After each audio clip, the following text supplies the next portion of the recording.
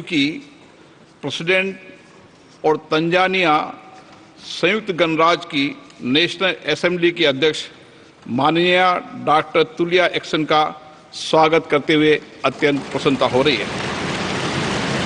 वे हमारी सम्मानित अतिथि के रूप में भारत की आधिकारिक यात्रा पर आई है। यह हमारे लिए खुशी की बात है कि डॉक्टर एक्सन बजट सत्र को देखने के लिए यहाँ उपस्थित है।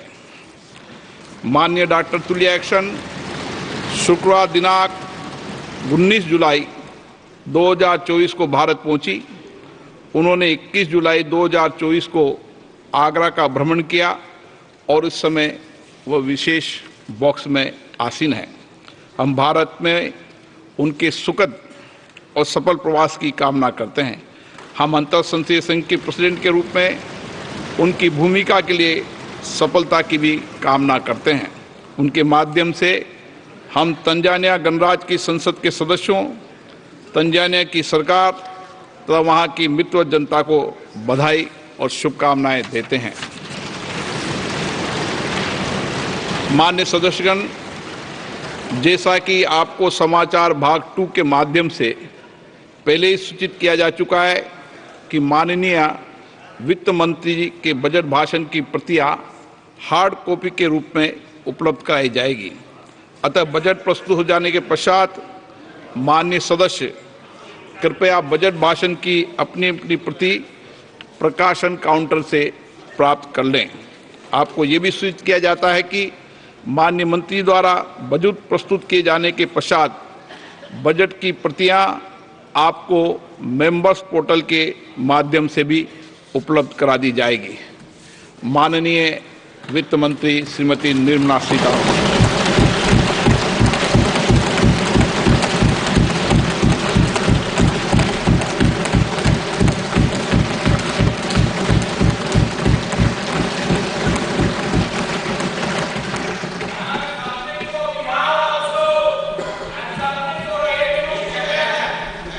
Honorable Speaker, I present the budget for 24-25. Introduction. The people of India have reposed their faith in the government led by Honorable Prime Minister Shri Narendra Modi and re-elected it for a historic third term under his leadership.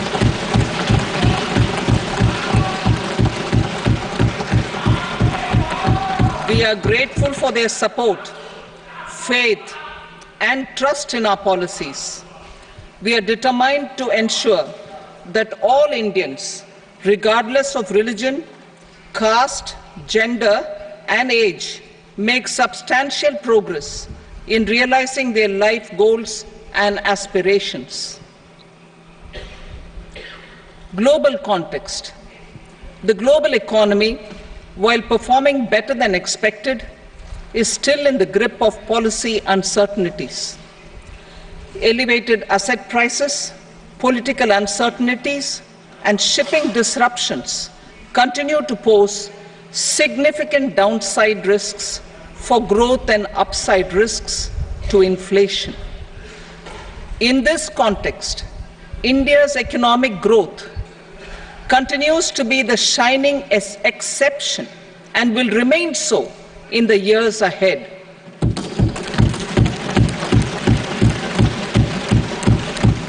India's inflation continues to be low, stable, and moving towards the 4% target. Core inflation, that is non-food and non-fuel, currently is 3.1%. Steps are being taken to ensure supplies of perishable goods reach markets adequately. Interim budget. As mentioned in the interim budget, we need to focus on 4 major castes, namely the Garib, Mahilaye, Yuva, and Annadata, the poor, women, youth, and the farmer. For Annadata, we announced higher minimum support prices a month ago for all major crops, delivering on the promise of at least a 50% margin over costs. Pradhan Mantri Garib Kalyan Anna Yojana was extended for 5 years, benefiting more than 80 crore people. Administrative actions for approval and implementation of various schemes announced in the interim budget are well underway. The required allocations have been made. Budget theme. Turning attention to the full year and beyond in this budget, we particularly focus on employment, skilling, MSMEs, and the middle class. I am happy to announce the Prime Minister's package of 5 schemes and initiatives to facilitate employment, skilling, and other opportunities for 4.1 crore youth over a 5-year period, with a central outlay of 2 lakh crore rupees. I will speak about them shortly, while more details may be seen in the annexure. This year, I've made a provision of 1.48 lakh rupees, 1.48 lakh crore rupees for education, employment, and skilling. Budget priorities. The people have given a unique opportunity to our government to take the country on the path of strong development and an all-round prosperity. In the interim budget, we promise to present a detailed roadmap for our pursuit of Vikasit Bharat. In line with the strategy set out in the interim budget, this budget envisages sustained efforts on the following 9 priorities for generating ample opportunities for all. Number 1, productivity and resilience in agriculture. Number 2, employment and skilling. Number 3, inclusive human resource development and social justice. 4, manufacturing and services. 5, urban development. 6, energy security. 7, infrastructure. 8, innovation, research and development. And 9, next generation reforms. Subsequent budgets will build on these and add more priorities and actions. A more detailed formulation will be carried out as part of the economic policy framework, about which I will speak later in this speech. This budget details some of the specific actions to be initiated in the current year towards fulfillment of these priorities, with potential for transformative changes. The budget also covers some of the previously made announcements with intent to strengthen them and step up their implementation for expediting our journey towards the goal of Vikasit Bharat. Priority 1, productivity and resilience in agriculture. Transforming agricultural research. Our government will undertake a comprehensive review of the agricultural research setup to bring the focus on raising productivity and developing climate-resilient varieties.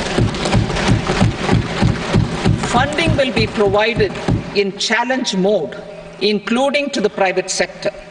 Domain experts, both from the government and outside, will oversee the conduct of such research. Release of new varieties. New 109 high-yielding and climate-resilient varieties of 32 field and horticultural crops will be released for cultivation by farmers.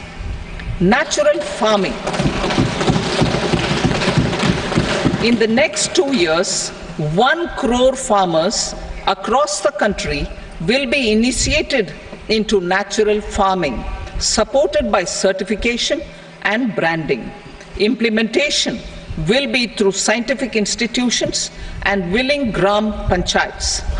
10,000 need-based bio-input resource centers will be established. Missions for pulses and oilseeds. For achieving self-sufficiency in pulses and oilseeds, we will strengthen their production, storage, and marketing.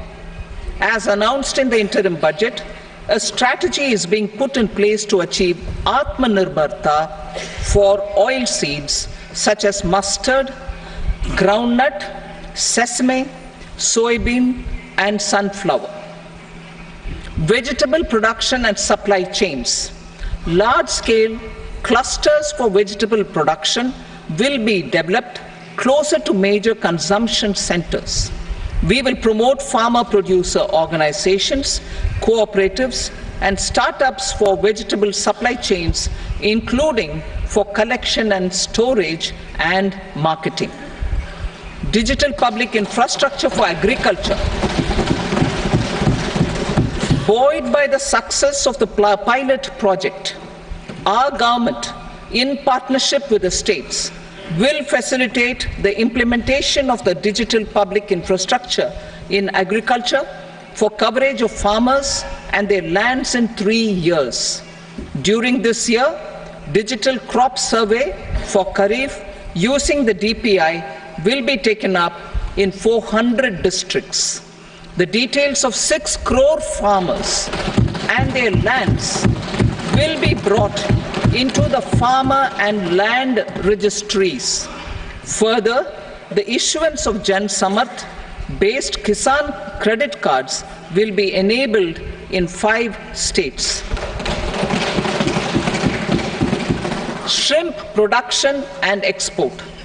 Financial support for setting up a network of nucleus breeding centers for shrimp brood stocks will be provided. Financing through NABARD. National Cooperation Policy. Our government will bring out a national cooperation policy for systematic, orderly, and all-round development of the cooperative sector, fast-tracking growth of rural economy and generation of employment opportunities on a large scale will be the policy goal. This year, I have made a provision of 1.52 lakh crore rupees for agriculture and allied sectors.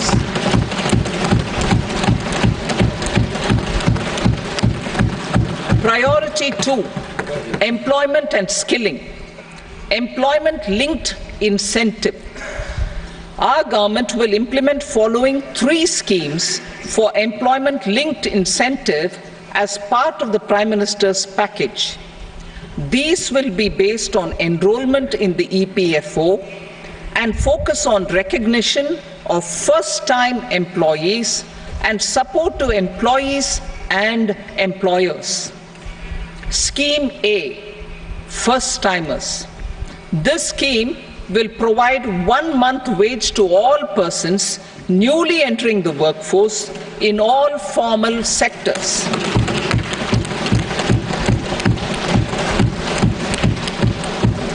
Direct benefit transfer of 1 month's salary in 3 installments to first-time employees as registered in the EPFO will be up to 15,000 rupees.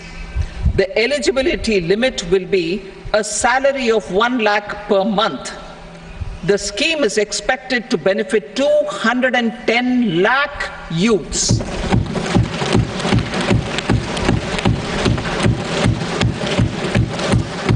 Scheme B, job creation in manufacturing. This scheme will incentivize additional employment in the manufacturing sector linked to the employment of first-time employees. An incentive will be provided at specified scale directly both to the employee and the employer with respect to the EPFO contribution in the first 4 years of employment. The scheme is expected to benefit 30 lakh youth entering employment and their employers.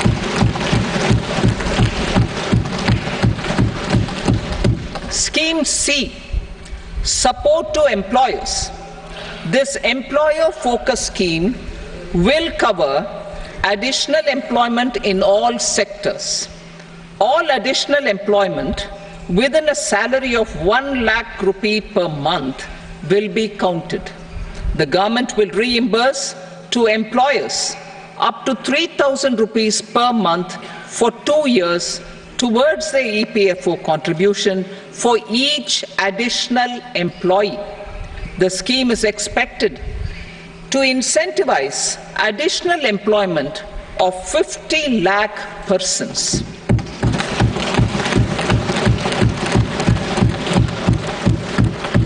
Participation of women in the workforce.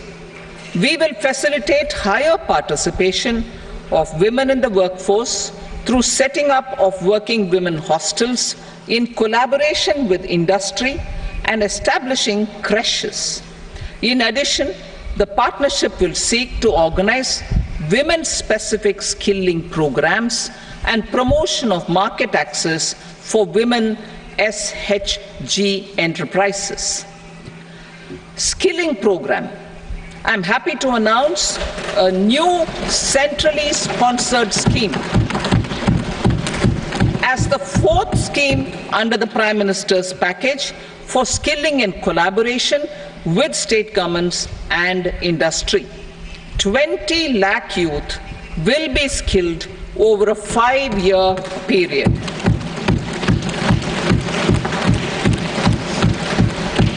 1,000 industrial training institutes will be upgraded in hub and spoke arrangements with outcome orientation.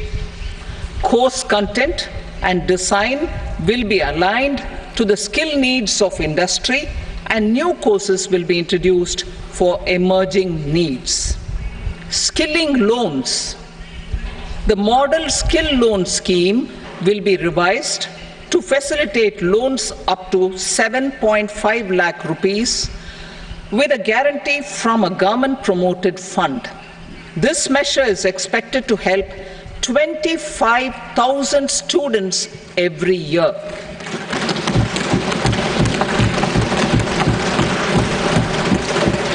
Education loans. For helping our youth who have not been eligible for any benefit under government schemes and policies, I am happy to announce a financial support for loans up to 10 lakh rupees for higher education in domestic institutions.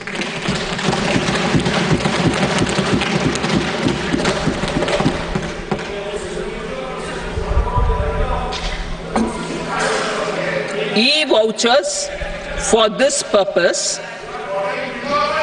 E-vouchers for this purpose will be given directly to 1 lakh students every year for annual interest subvention of 3% of the loan amount. Priority 3, inclusive human resource development and social justice, saturation approach. Our government is committed to all-round, all-pervasive and all-inclusive development of people, particularly farmers, youth, women, and the poor. For achieving social justice comprehensively, the saturation approach of covering all eligible people through various programs, including those for education and health, will be adopted to empower them by improving their capabilities. Implementation of schemes meant for supporting economic activities by craftsmen, artisans, self-help groups, scheduled caste, scheduled tribe, and women entrepreneurs and street vendors such as the PM Vishwakarma, PM Swanidhi, National Livelihood Missions, and Stand Up India will be stepped up. Purvodaya. The states in the eastern part of the country are rich in endowments and have strong cultural traditions. We will formulate a plan, Purvodaya, for the all-round development of the eastern region of the country, covering Bihar, Jharkhand, West Bengal, Odisha, and Andhra Pradesh. This will cover human resource development, infrastructure, and generation of economic opportunities to make the region an engine to attain Vikasit Bharat. On the Amritsar-Kolkata Industrial Corridor, we will support development of an industrial node at Gaya. This corridor will catalyze industrial development of the eastern region. The industrial node at Gaya will also be a good model for developing our ancient centers of cultural importance into future centers of modern economy. This model shall showcase Vikas B, Virasat B in our growth trajectory. We will also support development of road connectivity projects, namely 1. Patna-Purnia Expressway, 2. Buxar-Bhagalpur Expressway, 3. Bodh Gaya, Rajgir, Vaishali and Darbhanga spurs, and 4. Additional 2-lane bridge over River Ganga at Buxar at a total cost of 26,000 crore rupees.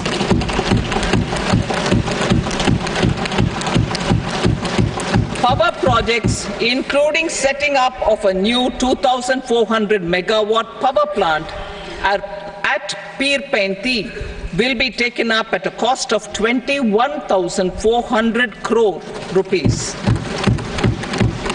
New airports, medical colleges, and sports infrastructure in Bihar will be constructed.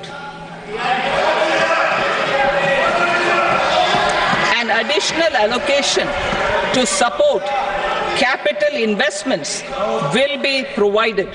The requests of Bihar government for external assistance from multilateral development banks will be expedited.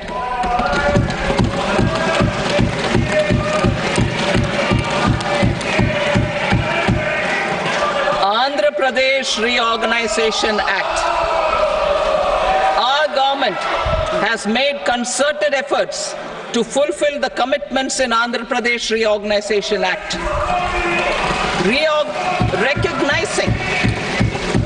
Recognizing the state's need for the capital, recognizing the state's need for a capital, we will facilitate special financial support through multilateral development agencies. In the current financial year, 15,000 crore rupees will be arranged with additional amounts in future years.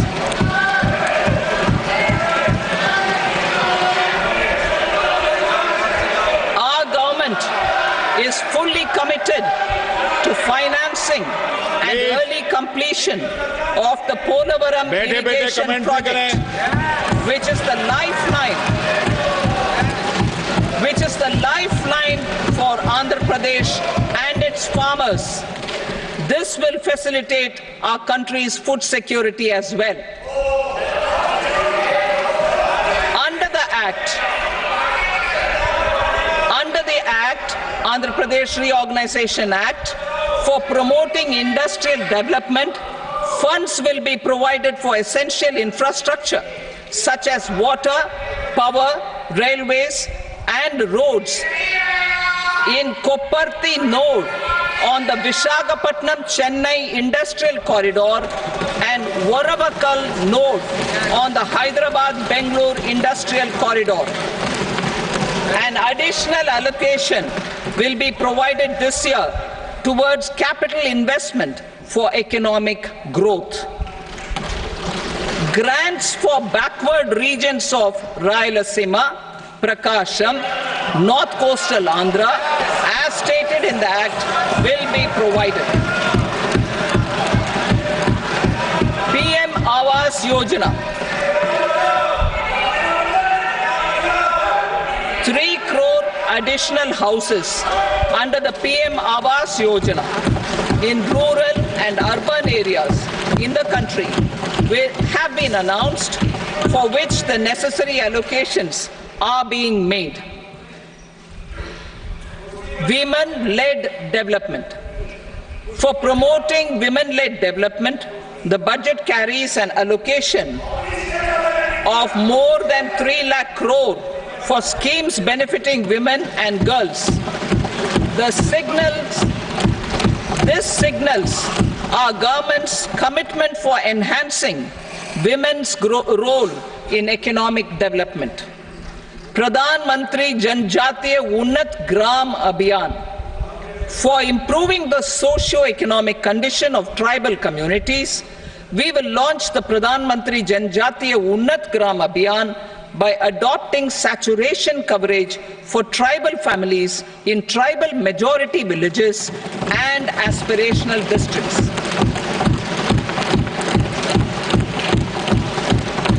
This will cover 63,000 villages, benefiting 5 crore tribal people. Bank branches in northeastern region. More than 100 branches of India Post Payment Bank will be set up in the northeast region to expand the banking services. This year, I have made a provision of 2.66 lakh crore rupees for rural development, including rural infrastructure. Priority 4, manufacturing and services, support for promotion of MSMEs. This budget provides special attention to MSMEs and manufacturing, particularly labor-intensive manufacturing. We have formulated a package covering financing, regulatory changes, and technology support for MSMEs to help them grow and also compete globally, as mentioned in the interim budget. I am happy to announce the following specific measures. Credit guarantee scheme for MSMEs in the manufacturing sector. For facilitating term loans to MSMEs for purchase of machinery and equipment without collateral or third-party guarantee, a credit guarantee scheme will be introduced. The scheme will operate on pooling of credit risks of such MSMEs. A separately constituted self-financing guarantee fund will provide to each applicant guarantee cover up to 100 crore rupees, while the loan amount may be larger. The borrower will have to provide an upfront guarantee fee and an annual guarantee fee on the reducing loan balance. New assessment model for MSME credit. Public sector banks will build their own in-house capability to assess MSMEs for credit instead of relying on external assessment. They will also take a lead in developing or getting developed a new credit assessment model based on the scoring of digital footprints of the MSMEs in the economy. This is expected to be a significant improvement over the traditional assessment of credit eligibility based only on asset or turnover criteria. That will also cover MSMEs without a formal accounting system. Credit support to MSMEs during stress period. I'm happy to announce a new mechanism for facilitating continuation of bank credit to MSMEs during their stress period while being in special mention account, SMA stage, for reasons beyond their control. MSMEs need credit to continue their business and to avoid getting into the NPA stage. Credit availability will be supported through a guarantee from a government-promoted fund. Mudra loans. The limit of Mudra loans will be enhanced to 20 lakh from the current 10 lakh for those entrepreneurs who have availed and successfully repaid previous loans under the Tarun category. Enhanced scope for mandatory onboarding in trades. For facilitating MSMEs to unlock their working capital by converting their trade receivables into cash, I propose to reduce the turnover threshold of buyers for mandatory onboarding on the trades platform from rupees 500 crore to 250 crore rupees. This measure will bring 22 more CPSCs and 7,000 more companies onto the platform. Medium enterprises will also be included in the scope of the suppliers. SIDBI branches in MSME clusters. SIDBI will open new branches to expand its reach to serve all major MSME clusters within 3 years and provide direct credit to them. With the opening of 24 such branches this year, the service coverage will expand to 168 out of 242 major clusters. MSME units for food irradiation, quality and safety testing. Financial support for setting up of 50 multi-product food irradiation units in the MSME sector will be provided. Setting up of 100 food quality and safety testing labs with NABL accreditation will be facilitated. E-commerce export hubs. To enable MSMEs and traditional artisans to sell their products in international markets, e-commerce export hubs will be set up in public-private partnership mode. These hubs, under a seamless regulatory and logistic framework, will facilitate trade and export-related services under one roof. Measures for promotion of manufacturing and services. Internship in top companies. As the fifth scheme under Prime Minister's package, our government will launch a comprehensive scheme for providing internship opportunities in 500 top companies to 1 crore youth in 5 years. They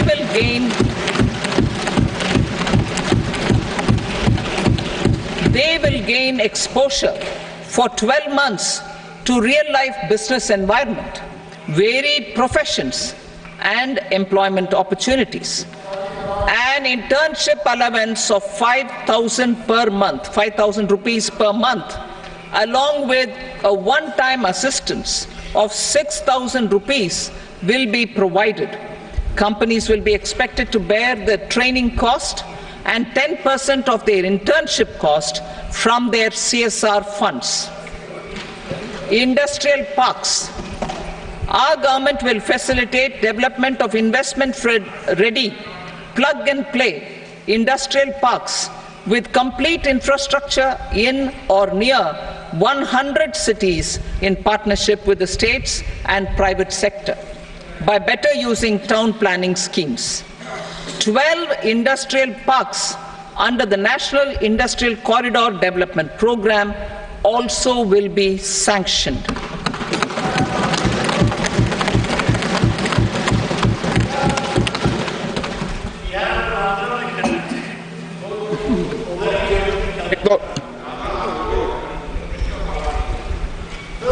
Veggie paper, no. Please, Petty.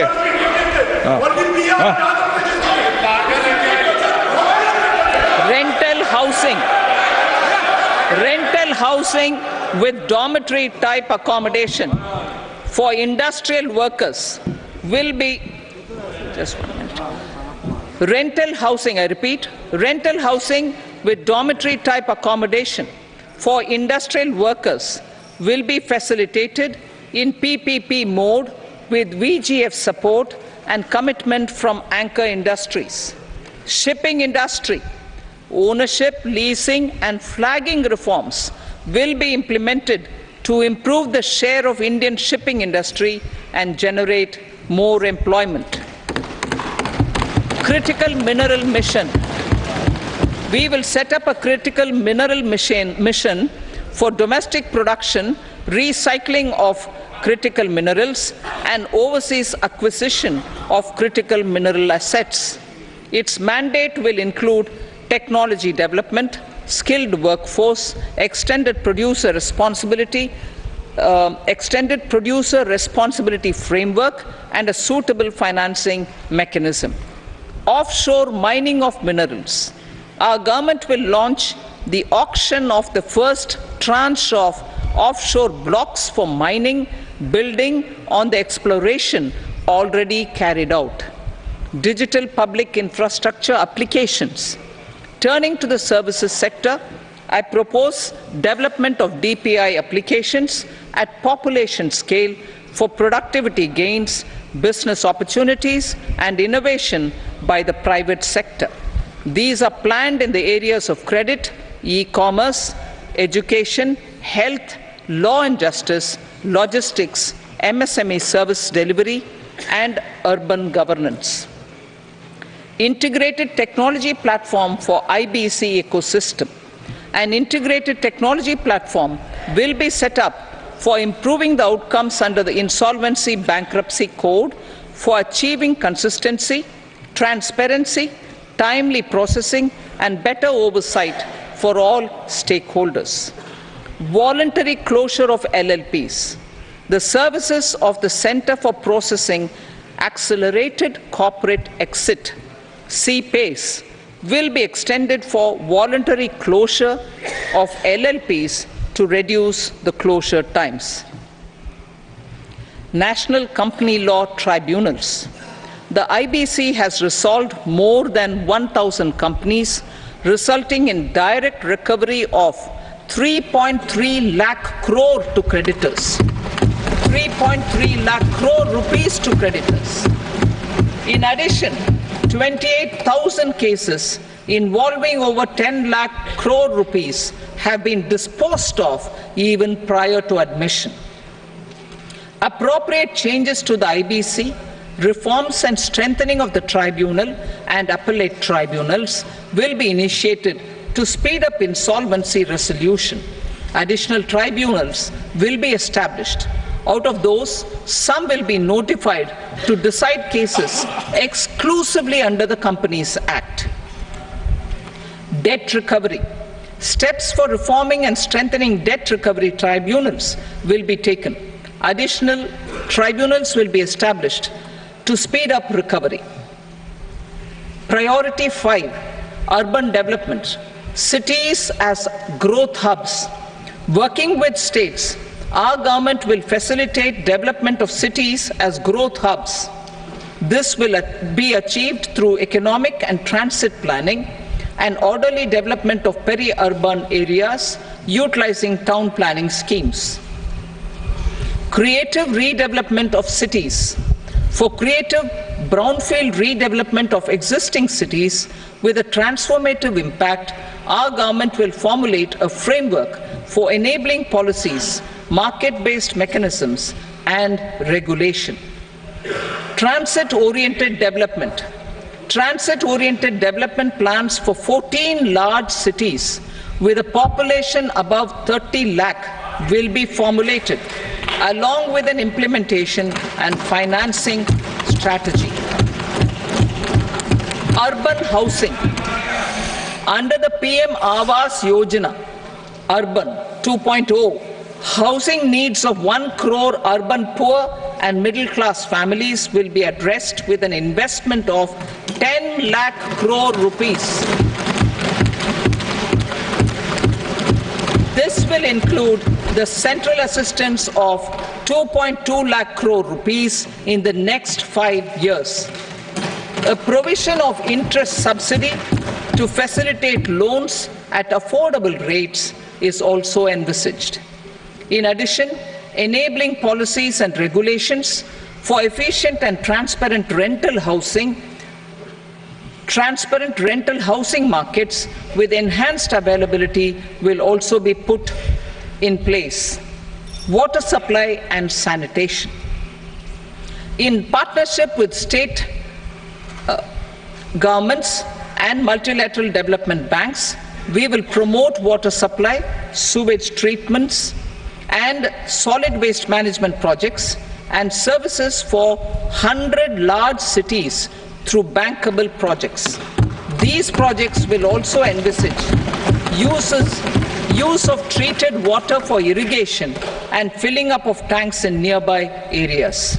Street markets.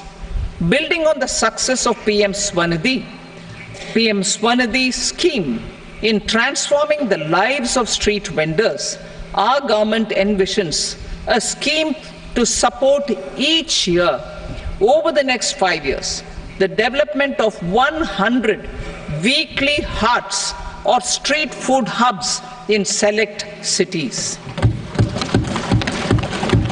Stamp duty. We will encourage states which continue to charge high stamp duty to moderate the rates for all and also consider further lowering duties for properties purchased by women. This reform will be made an essential component of urban development schemes.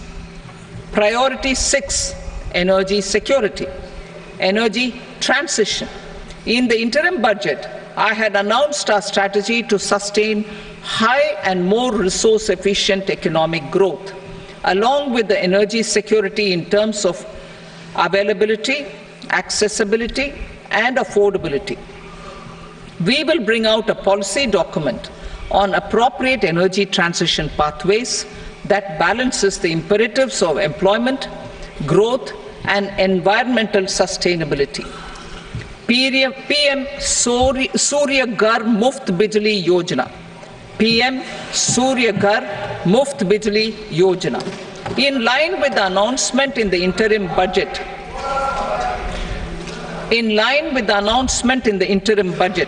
PM Surya Ghar Muft Bijli Yojana has been launched to install rooftop solar plants to enable 1 crore households obtain free electricity up to 300 units every month. The scheme has generated remarkable response with more than 1.28 crore registrations and 14 lakh applications, and we will further encourage it. Pumped storage policy. A policy for promoting pumped storage projects will be brought out for electricity storage and facilitating smooth integration of the growing share of renewable energy with its variable and intermittent nature in the overall energy mix. Research and development of small and modular nuclear reactors. Nuclear energy is expected to form a very significant part of the energy mix for Vikasit Bharat. Towards that pursuit, our government will partner with the private sector for 1. Setting up Bharat Small Reactors, 2. Research and development of Bharat Small Modular Reactor, and 3. Research and development of newer technologies for nuclear energy. The R&D funding announced in the interim budget will be made available for this sector also. Advanced ultra supercritical thermal power plants. The development of indigenous technology for advanced ultra supercritical thermal power plants with much higher efficiency has been completed. A joint venture between NTPC and BHEL will set up a full-scale 800 megawatt commercial plant using AUSC technology. The government will provide the required fiscal support. Moving forward, development of indigenous capacity for the production of high-grade steel and other advanced metallurgy materials for these plants will result in strong spin-off benefits for the economy. Roadmap for hard-to-abate industries. a roadmap for moving the hard-to-abate industries from energy efficiency targets to emission targets will be formulated. Appropriate regulations for transition of these industries from the current perform, achieve and trade mode to Indian carbon market mode will be put in place. Support to traditional micro and small industries. An investment-grade energy audit of traditional micro and small industries in 60 clusters, including brass and ceramic, will be facilitated. Financial support will be provided for shifting them to cleaner forms of energy and implementation of energy efficiency measures. The scheme will be replicated in another 100 clusters in the next phase. Priority 7, infrastructure investment by central government. Significant investment the central government has made over the years in building and improving infrastructure has had a strong multiplier effect on the economy. We will endeavour to maintain strong fiscal support for infrastructure over the next 5 years in conjunction with imperatives of other priorities and fiscal consolidation. This year, I have provided 11,11,111 crore rupees for capital expenditure. This would be 3.4% of our GDP. Infrastructure investment by state governments. We will encourage states to provide support of similar scale for infrastructure, subject to their development priorities. A provision of 1.5 lakh crore rupees for long-term interest-free loans have been made this year also to support the states in their resource allocation. Private investment in infrastructure.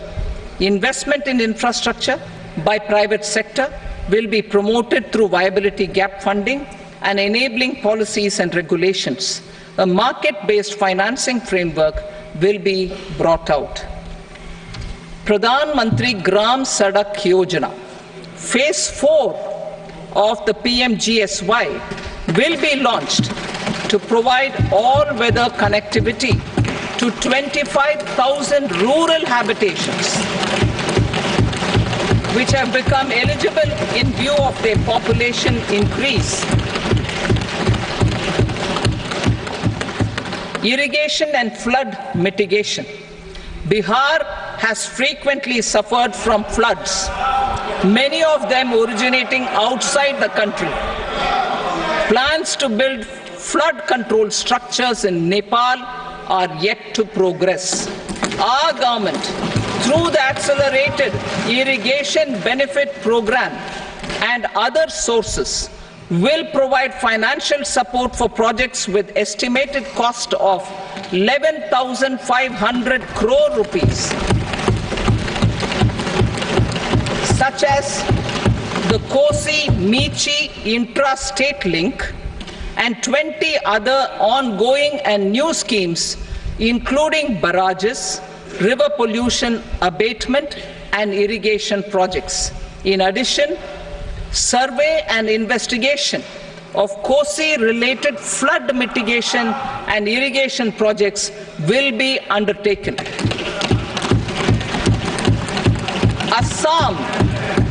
Assam grapples with floods every year by the Brahmaputra River and its tributaries originating outside India. We will provide assistance to Assam for flood management and related projects.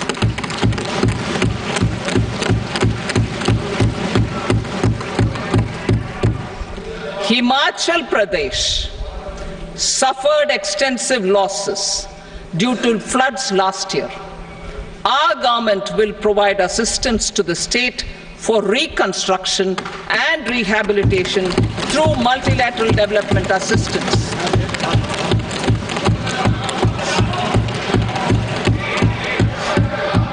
भेदभाव की। Uttarakhand too suffered losses due to cloudbursts and massive landslides. We will provide assistance to the state. Recently, Sikkim witnessed devastating flash floods and landslides that wreaked havoc across the state. Our government will provide assistance to the state. Tourism has always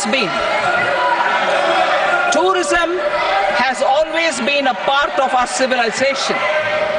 Our efforts in positioning India as a global tourist destination will also create jobs, stimulate investments, and unlock economic opportunities for other sectors. In addition to the measures outlined in the interim budget, I propose the following measures. Vishnupad Temple at Gaya and Mahabodhi Temple at Bodh Gaya in Bihar are of immense spiritual significance. Comprehensive development of Vishnupad Temple Corridor and Mahabodhi Temple Corridor will be supported, modeled on the successful Kashi Vishwanath Temple Corridor to transform them into world-class pilgrim and tourist destinations. Rajgir holds immense religious significance for Hindus, Buddhists and Jains. The 20th Tirthankara Muniswarata temple in the Jain temple complex is ancient. The Saptarishi or the 7 hot springs form a warm water Brahmkund that is sacred. A comprehensive development initiative for Rajgir will be undertaken. Our government will support the development of Nalanda as a tourist center, besides reviving Nalanda University to its glorious stature. Odisha's scenic beauty, temples, monuments, craftsmanship, wildlife sanctuaries, natural landscapes, and pristine beaches make it an ultimate tourism destination. Our government will provide assistance for their development to Odisha as well. Priority 8, innovation, research and development. We will operationalize the Anusandhan National Research Fund for basic research and prototype development. Further, we will set up a mechanism for spurring private sector-driven research and innovation at commercial scale with a financing pool of 1 lakh crore rupees in line with the announcement in the interim budget. Space economy. With our continued emphasis on expanding the space economy by 5 times in the next 10 years, a venture capital fund of 1,000 crore rupees will be set up. Priority 9, next generation reforms. Economic policy framework. We will formulate an economic policy framework to delineate the overarching approach to economic development and set the scope of the next generation of reforms for facilitating employment opportunities and sustaining high growth. Our government will initiate and incentivize reforms for 1. Improving productivity of factors of production, and 2. Facilitating markets and sectors to become more efficient. These reforms will cover all factors of production, namely land, labor, capital, and entrepreneurship, and technology as an enabler of improving total factor productivity and bridging inequality. Effective implementation of several of these reforms requires collaboration between the center and the states and building consensus as development of the country lies in development of the states. For promoting competitive federalism and incentivizing states for faster implementation of reforms, I propose to earmark a significant part of the 50-year interest-free loan. Working with the states, we will initiate the following reforms.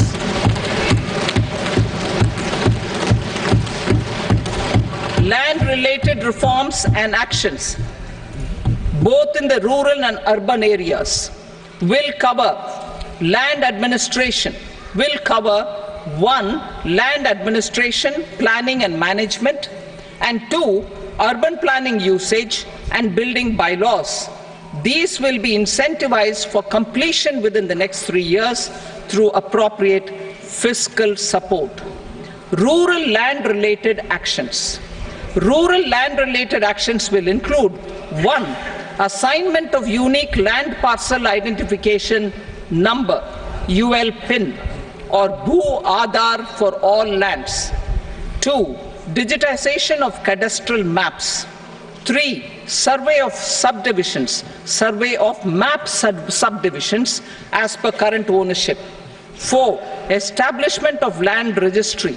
And 5. Linking to the farmers registry.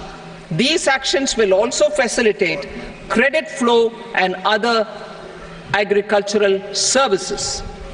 Urban land-related actions.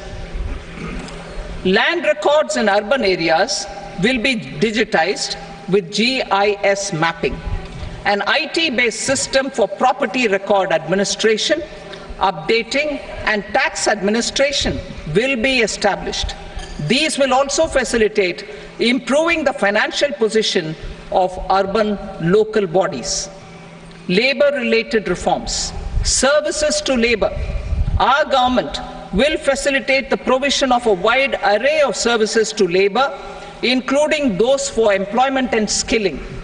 A comprehensive integration of e-Shram portal with other portals will facilitate such one-stop solution. Open architecture databases for the rapidly changing labor market, skill requirements, and available job roles, and a mechanism to connect job aspirants with potential employers and skill providers will be covered in these services. Shram Suvidha and Samadhan portal. Shram Suvidha and Samadhan portal will be revamped to enhance ease of compliance for industry and trade.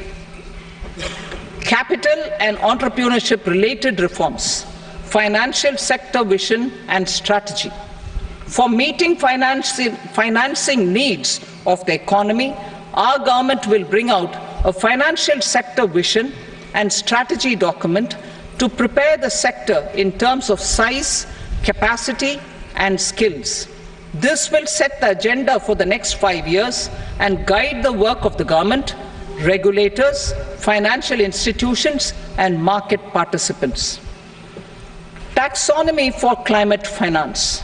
We will develop taxonomy for climate finance for enhancing the availability of capital for climate adaptation and mitigation. This will support achievement of the country's climate commitments and green transition. Variable capital company structure.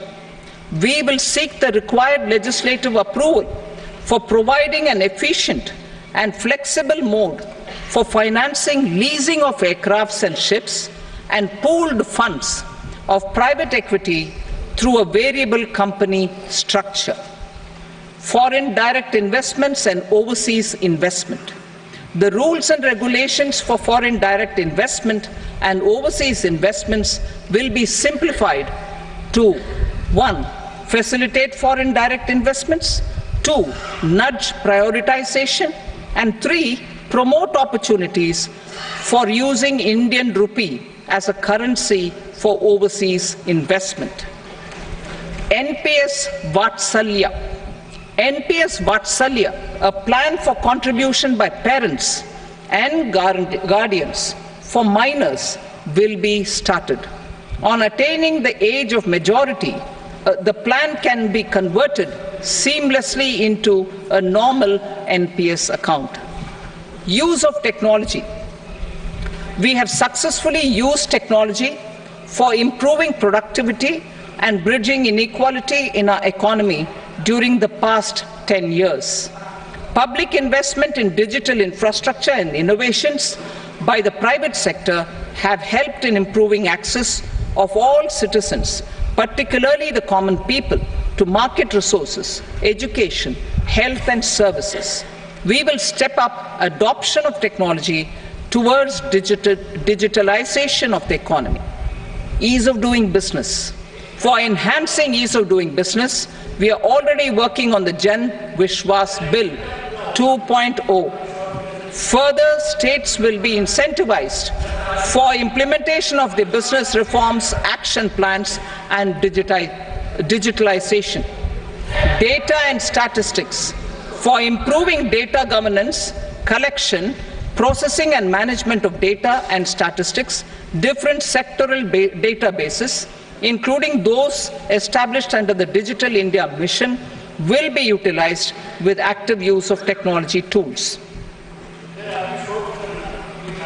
New pension scheme. The committee to review the NPS has made considerable progress in its work. I am happy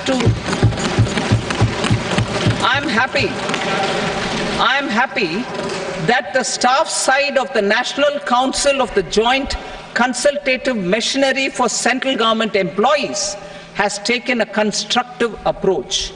A solution will be evolved which addresses the relevant issues while maintaining fiscal prudence to protect the common citizens. Budget estimates for 24-25. For the year 24-25, total receipts other than borrowings and the total expenditure are estimated at 32.07 lakh crore rupees and 48.21 lakh crore rupees respectively. The net tax receipts are estimated at 25.83 lakh crore rupees. The fiscal deficit is estimated at 4.9% of the GDP. The gross and the net market borrowings through dated securities during 24-25 are estimated at 14.01 lakh crore rupees and 11.63 lakh crore rupees respectively. Both will be less than that in 23-24. The fiscal consolidation path announced by me in 2021 has served our economy very well, and we aim to reach the deficit below 4.5% next year. The government is committed to staying the course. From 2026-27 onwards, our endeavour will be to keep the fiscal deficit each year such that the central government's debt will be on a declining path as percentage of GDP. I will now move to Part B.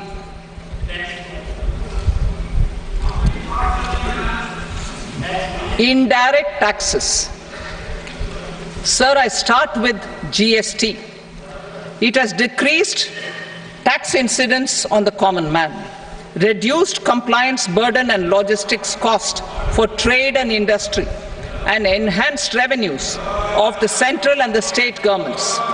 It is a success of vast proportions. To multiply the benefits of GST, we will strive to further simplify and rationalize the tax structure and endeavour to expand it to the remaining sectors. My proposals for customs duties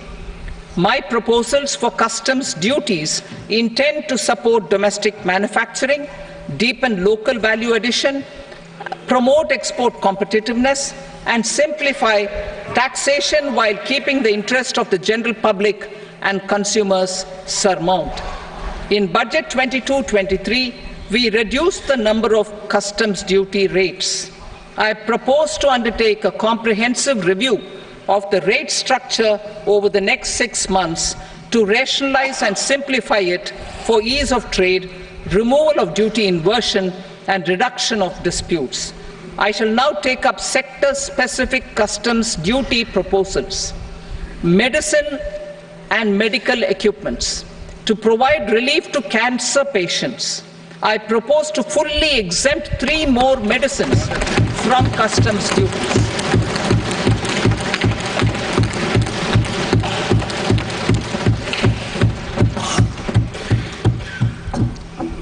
I also propose changes in the BCD on X-ray tubes and flat panel detectors for use in medical X-ray machines under the phased manufacturing program so as to synchronize them with the domestic capacity addition. Mobile phone and related parts. With a 3-fold increase in domestic production and almost a 100-fold jump in exports of mobile phones over the last 6 years, the Indian mobile industry has matured. In the interest of consumers, I now propose to reduce the BCD on mobile phone, mobile PCBA, and mobile charger to 15%.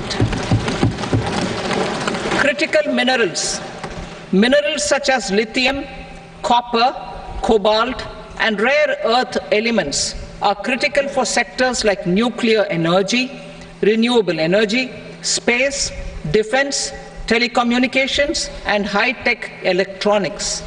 I propose to fully exempt customs duties on 25 critical minerals and reduce BCD on 2 of them.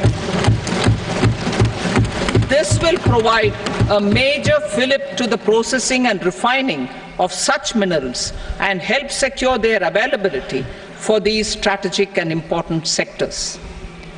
Solar energy. Energy transition is critical in the fight against climate change. To support energy transition, I propose to expand the list of exempted capital goods for use in the manufacture of solar cells and panels in the country. Further, in view of sufficient domestic manufacturing capacity of solar gas, glass, and tinned copper interconnect, I propose not to extend the exemption of custom duties provided to them. Marine products. India's seafood exports in the last financial year touched an all-time high of more than 60,000 crores of rupees. Frozen shrimp accounted for about 2/3 of these exports. To enhance their competitiveness, I propose to reduce BCD on certain broodstock, polychaete worms, shrimp, and fish feed to 5%. I also propose to exempt customs duty on various inputs for manufacture of shrimp and fish feed. Leather and textile. Similarly, to enhance the competitiveness of exports in the leather and textile sectors, I propose to reduce BCD on real down-filling material from duck or goose. I am also making additions to the list of exempted goods for manufacture of leather and textile garments, footwear, and other leather articles for export. To rectify inversion in duty, I propose to reduce BCD subject to conditions on methylene diphenyl diisocyanate MDI for manufacture of spandex yarn from 7.5 to 5%. Furthermore, the export duty structure on raw hides, skin, and leather is proposed to be simplified and rationalized. Precious metals. To enhance domestic value addition in gold and precious metal jewelry in the country, I propose to reduce customs duties on gold and silver to 6% and that of platinum to 6.4%. Other metals. Steel and copper are important raw materials. To reduce their cost of production, I propose to remove the BCD on ferronickel and blister copper. I am also continuing with nil BCD on ferrous scrap and nickel cathode and concessional BCD of 2.5% on copper scrap. Electronics. To increase value addition in the domestic electronics industry, I propose to remove the BCD subject to conditions on oxygen-free copper for manufacture of resistors. I also propose to exempt certain parts for manufacture of connectors. Chemicals and petrochemicals. To support existing and new capacities in the pipeline, I propose to increase the BCD on ammonium nitrate from 7.5% to 10%. Plastics. PVC flex banners are non-biodegradable and hazardous for environment and health. To curb their imports, I propose to raise the BCD on them from 10 to 25%. Telecommunication equipment. To incentivize domestic manufacturing, I propose to increase the BCD from 10 to 15% on PCBA of specified telecom equipment. Trade facilitation. To promote domestic aviation and boat and ship MRO, I propose to extend the period for export of goods imported for repairs from 6 months to 1 year. I'll read that again. To promote domestic aviation and boat and ship maintenance, repair and operations, I propose to extend the period for export of goods imported for repairs from 6 months to 1 year. In the same vein, I propose to extend the time limit for re-import of goods for repairs under warranty from 3 to 5 years. I now move to direct taxes.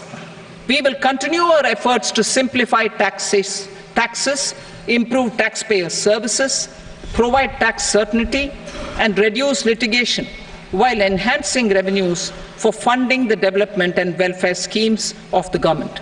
It has been our endeavor to simplify taxation. We have taken a number of measures in the last few years, including introduction of simplified tax regimes without exemptions and deductions for corporate tax and for personal income tax. This has been appreciated by taxpayers. 58% of corporate tax came from the simplified tax regime in the financial year 22-23. Similarly, as per data available till now, for the last fiscal, more than 2/3 have availed the new personal income tax regime. Comprehensive review of the Income Tax Act. I am now announcing a comprehensive review of the Income Tax Act 1961. The purpose is to make the Act concise, lucid, easy to read and understand. This will reduce disputes and litigation, thereby providing tax certainty to the taxpayers. I will also bring down the demand embroiled in litigation. It is proposed to be completed in 6 months. A beginning is being made in the finance bill by simplifying the tax regime for charities, tedious rate structures, provisions of reassessment and such provisions, and capital gains taxation. Simplification for charities and tedious. The two tax exemption regimes for charities are proposed to be merged into one. The 5% TDS rate on many payments is being merged into the 2% TDS rate, and the 20% TDS rate on repurchase of units by mutual funds or UTI is being withdrawn. TDS rate on e-commerce operators is proposed to be reduced from 1 to 0.1%. Moreover, credit of TCS is proposed to be given in the TDS to be deducted on salary. Further, I propose to decriminalize delay for payment of TDS up to the due date of filing statement for the same. I also plan to provide a standard operating procedure for tedious defaults and simplify and rationalize the compounding guidelines for such defaults. Simplification of reassessment. I propose to thoroughly simplify the provisions for reopening and reassessment. An assessment hereinafter can be reopened beyond 3 years from the end of the assessment year only if the escaped income is 50 lakh rupees or more, up to a maximum period of 5 years from the end of the assessment year. Even in such cases, a time limit of 6 years before the year of the search, as against the existing time limit of 10 years, is being proposed. This will reduce tax uncertainty and disputes. Simplification and rationalization of capital gains. Capital gains taxation is also proposed to be hugely simplified. Short-term gains on certain financial assets shall henceforth attract a tax rate of 20%, while that on all other financial assets and all non-financial assets shall continue to attract the applicable tax rate. Long-term gains on all financial and non-financial assets, on the other hand, will attract a tax rate of 12.5%. For the benefit of the lower and the middle income classes, I propose to increase the limit of exemption of capital gains on certain financial assets to 1.25 lakh rupees per year. Listed financial assets held for more than a year will be classified as long-term, while unlisted financial assets and all non-financial assets will have to be held for at least 2 years to be classified as long-term. Unlisted bonds and debentures, debt mutual funds, and market-linked debentures, irrespective of holding period, however, will attract tax on capital gains at applicable rates. Taxpayer services. All the major taxpayer services under GST and most services under customs and income tax have been digitalized. All remaining services of customs and income tax, including rectification and order giving effect to appellate orders, shall be digitalized and made paperless over the next 2 years. Litigation and appeals. While our concerted efforts to reduce pendency of appeals at various appellate fora are beginning to show good results, it will continue to engage our highest attention. To dispose of the backlog of first appeals, I plan to deploy more officers to hear and decide such appeals, especially those with large tax effect. For resolution of certain income tax disputes pending an appeal, I am also proposing Vivad Se Vishwas Scheme 2024. Further, I propose to increase monetary limits for filing appeals related to direct taxes, excise and service tax in the tax tribunals, high courts and Supreme Court to 60 lakh rupees, 2 crore rupees and 5 crore respectively, with a view to reduce litigation and provide certainty in international taxation. We will expand the scope of safe harbor rules and make them more attractive. We will also streamline the transfer pricing assessment procedure. Employment and investment. I have a few proposals to promote investment and foster employment. First of all, to bolster the Indian startup ecosystem, boost the entrepreneurial spirit, and to support innovation, I propose to abolish the so-called angel tax for all classes of investors. Second, there is tremendous potential for cruise tourism in India.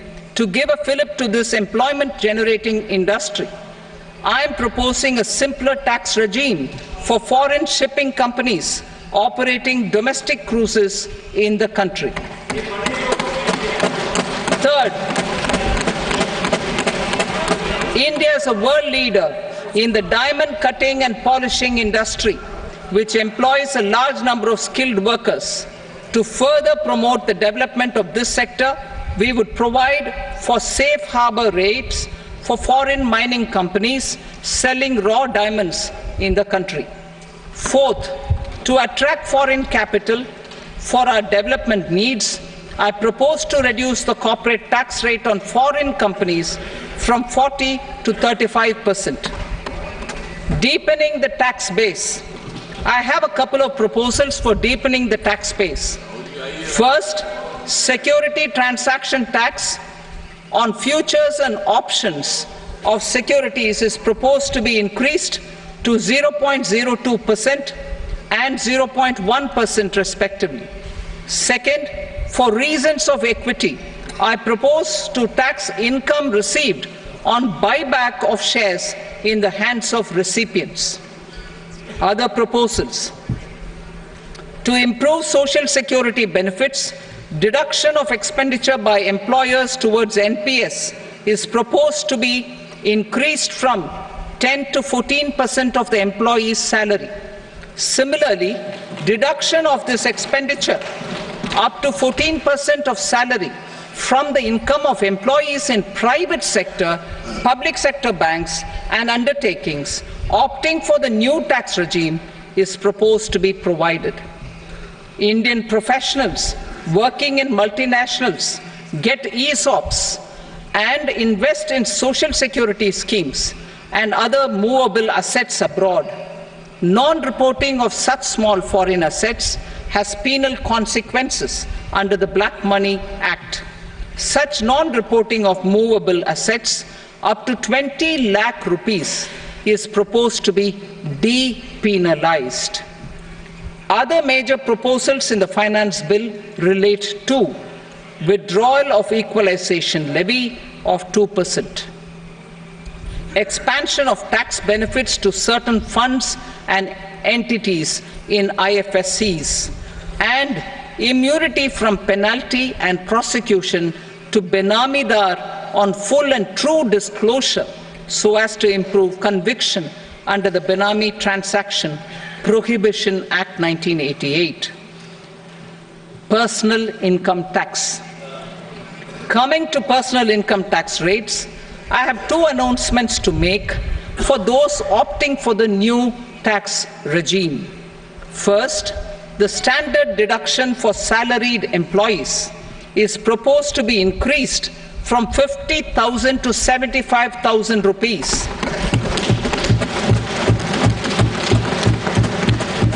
Similarly, deduction on family pension for pensioners is proposed to be enhanced from 15,000 to 25,000 rupees. This will provide relief to about 4 crore salaried individuals and pensioners.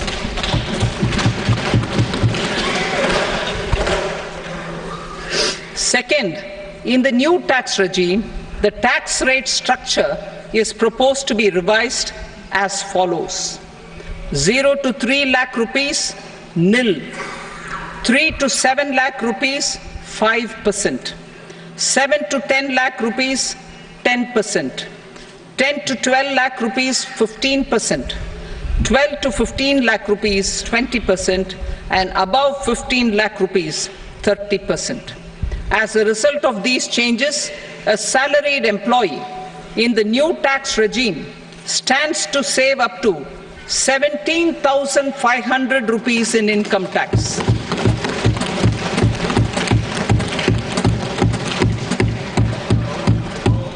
Apart from these, I am also making some other changes as given in the annexure.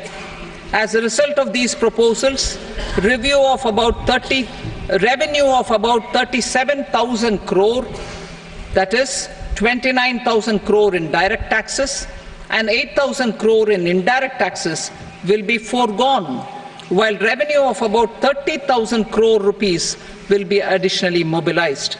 Thus, the total revenue foregone is about 7,000 crores annually. Mr. Speaker, sir, with this, I commend the budget to this august House. Jai Hind.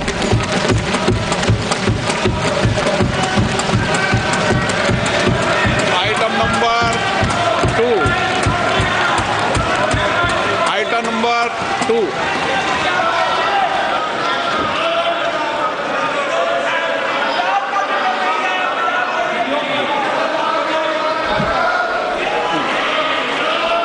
Sir, with your permission, I rise to lay on the table the following statements under Section 3 of the Fiscal Responsibility and Budget Management, FRBM Act 2003, Medium-Term Fiscal Policy cum Fiscal Policy Strategy Statement and Macroeconomic Framework Statement. Item number 3. Sir, with your permission, I rise to move for leave to introduce the Finance Number 2 Bill 2024. प्रश्न ये कि विधेयक को पूरा स्थापित करने की अनुमति प्रदान की जाए। जो सदस्य इसके पक्ष में हाँ कहें, जो सदस्य विरोध में ना कहें। मेरे विचार में निर्णय हाँ वालों के पक्ष में अनुमति प्रदान की जाती है। माननीय मंत्री जी, अब विधेयक पूरा स्थापित करें। Sir, I introduce the bill. Item number 4. The Union Territory of Jammu and Kashmir budget. Sir, I rise to present a statement, Hindi and English versions, of the estimated receipts and expenditure of the Union Territory of Jammu and Kashmir for the year 24-25. सभा की कार्रवाई कल बुधवार दिनांक 24 जुलाई 2024 को प्राप्त 11 बजे तक के लिए स्थगित की जाती है।